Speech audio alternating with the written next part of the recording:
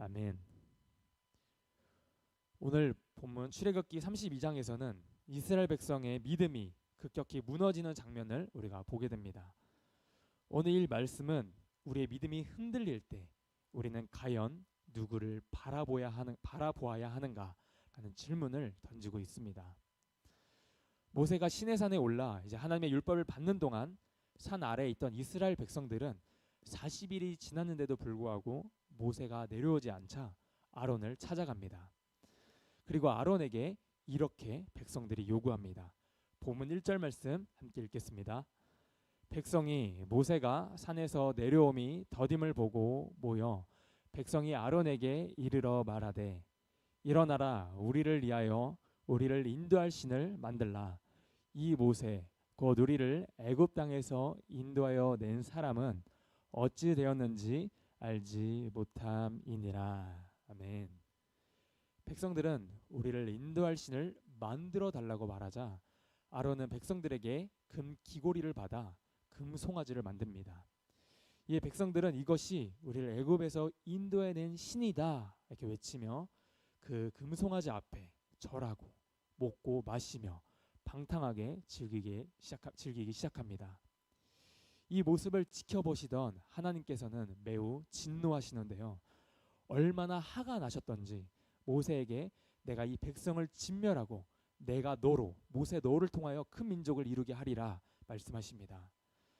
그러나 모세는 그런 이스라엘 백성을 위해 중보하며 하나님께 궁유를 구합니다. 그 결과 하나님께서는 모세의 그 간구를 들으시고 재앙을 내리시려던 그 뜻을 돌이키십니다. 그 모세는 이제 시내산에서 내려와 백성들이 우상 숭배하는 그 모습을 목격하게 되는데요. 이 그 끔찍한 장면을 보고 모세는 하나님께 주신 그 돌판들을 산 아래로 이렇게 던져 깨뜨려 버립니다. 그리고 금송아지를 불에 태워 가루를 만들어 물에 뿌려 마시게 하고 또 레이지파를 중심으로 우상 숭배에 앞장선 자들을 다 처단합니다.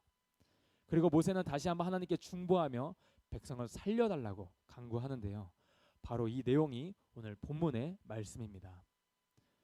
그렇다면 왜 이스라엘 백성들은 하나님을 저버리고 이런 우상 숭배의 죄 가운데 빠지게 되었을까요? 왜 하나님이 아닌 금송아지를 섬기고 또 만들었을까요? 분명 이스라엘 백성들은 애굽과 광야에서 수많은 하나님의 기적을 보았고 경험했습니다. 하나님께서 애굽에 10가지 재앙을 내리는 것을 보았습니다. 그리고 홍해가 갈라지는 것도 직접 보았습니다. 매일 만나와 메추라기를 공급해 주시는 하나님을 경험했습니다. 그런데도 어떻게 이렇게 쉽게 하나님을 잊어버릴 수 있을까요? 그 이유가 본문 1절에 나와 있습니다. 우리 본문 1절 말씀 다시 한번 읽도록 하겠습니다. 백성이 모세가 산에서 내려옴이 더딤을 보고 모여 백성이 아론에게 이르러 말하되 일어나라 우리를 위하여 우리를 인도할 신을 만들라. 이 모세 곧 우리를 애굽 땅에서 인도하여 사람은 어찌 되었는지 알지 못함이니라. 성경을 보시면 앞부분에 모세가 산에서 내려옴이 더딤을 보고 바로 그들의 시선이 당장 보이는 것을 의지했기 때문입니다. 모세가 잠시 보이지 않자 그들은 불안하고 초조했던 것입니다. 그들의 시선은 하나님이 아닌 다른 곳에 바로 초점이 맞춰져 있었습니다. 하나님의 인도하심보다 바로 눈앞에 보이는 현실이 눈앞에 보이는 불안이 더 크게 작용했던 것입니다. 그래서 이스라엘 백성은 당장 보이는 금송아지를 만들어 섬기게 된 것입니다. 그들의 믿음이 흔들릴 때 보이지 않는 하나님을 찾은 것이 아니라 바로 당장 눈에 보이는 것을 통해 그 마음의 안정을 찾으려고 했습니다. 이처럼 이 불안함과 조급함은 우리로 하여금 잘못된 우상을 만들게 합니다. 우리도 인생을 살아가면서 때론 답답하고 또 길이 막힌 듯 보일 때가 있습니다. 그럴 때 종종 보통 우리는 하나님의 때를 기다리기보다는 당장 눈에 보이는 것을 선호합니다. 즉각적인 반응이 있고 또 당장 손에 잡히는 것을 붙잡으려 하는 경향이 있습니다. 그래서 돈을 의지하기도 하고 사람을 의지하기도 하고 또 자기의 계획과 계산을 신뢰하기도 합니다. 그렇게 우리도 나만의 금송아지를 만들고 또 그것이 나를 지켜줄 거라는 잘못된 착각을 하게 만듭니다. 그것이 우리에게 잘못된 평안을 가져다 줍니다. 그러나 하나님은 우리의 눈에 보이시지는 않지만 지금도 하나님은 일하고 계십니다. 지금도 하나님은 우리의 삶을 인도하고 계십니다. 하나님의 시간과 인간의 시간은 다릅니다. 카이로스, 바로 하나님의 시간, 하나님의 때가 반드시 있습니다. 백성들은 모세가 내려오지 않자 하나님도 모세도 우리를 버린 것이 아니냐 불안해합니다. 사실 그때 하나님은 시내산에서 바로 이스라엘 백성을 위한 하나님의 계명과 법도, 이 성막의 모든 규례를 준비하고 계셨습니다.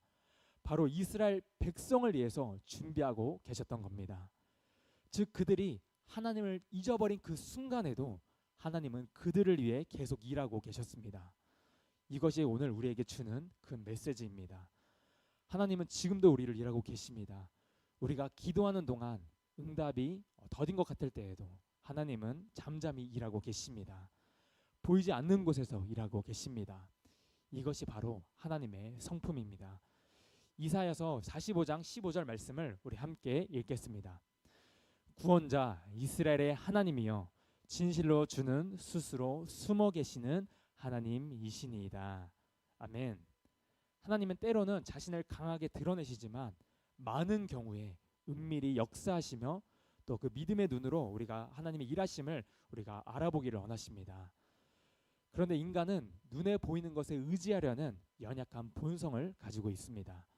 그래서 그 조급함과 불안함이 우리로 하여금 믿음을 흔들고 무너뜨리는 것입니다.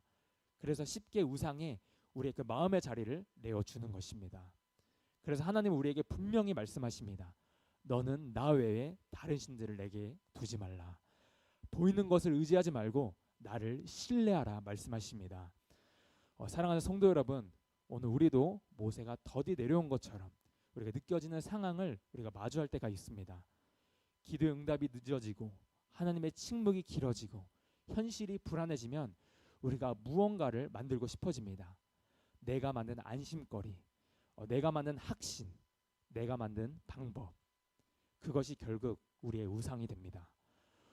오늘날 많은 사람의 마음속에는 보이지 않는 우상들이 존재합니다. 눈에 보이는 사람이나 방법을 신뢰하면서 정작 어려운 상황 때 하나님보다는 이런 것들을 먼저 찾는 우리의 잘못된 습관들이 있습니다. 우리가 하나님이 보이지 않을 때마다, 느껴지지 않을 때마다 다른 무언가를 붙들고 의지하려고 합니다. 그때 우리는 보이는 것을 의지하려는 그 조급함을 내려놓고 말씀과 기도 가운데 하나님의 일하심을 신뢰해야 합니다. 사랑하는 성도 여러분, 하나님은 지금도 보이지 않는 곳에서 우리를 위해 말씀하시고 일하시며 준비하고 계십니다. 우리의 눈에 하나님이 보이지 않을 때조차, 전혀 느껴지지 않을 때조차 그분은 우리를 떠나신 것이 아니라 오히려 가장 가까운 곳에서 일하고 계십니다. 그분이 우리 안에서 우리와 함께 하십니다. 그러면 우리의 마음의 조급함을 내려놓고 우상을 버리고 우리가 하나님을 신뢰하기를 바랍니다. 그래서 CCM 중에 우리 주가 일하시네라는 찬양이 있습니다. 그 찬양의 가사를 보시면 이런 내용이 있습니다. 내 힘으로 안 될 때, 빈손으로 걸을 때 내가 고백해 여호와 이래.